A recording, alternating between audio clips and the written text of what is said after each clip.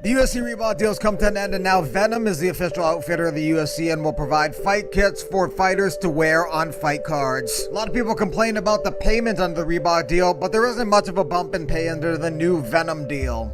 If you're a fighter with 1 to 3 fights in the UFC, you'll get $4,000, which is a $500 increase than what you got under the Reebok deal. If you have 4 to 5 fights, you get $4,500, which is a $500 increase.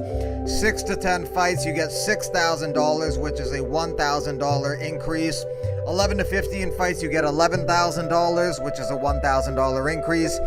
16 to 20 fights, you get $16,000, which is a $1,000 increase. If you have over 20 fights, you get $21,000, which is a $1,000 increase. If you're a title challenger, you get $32,000, which is a $2,000 increase. And if you're a champion, you get $42,000, which is a $2,000 increase.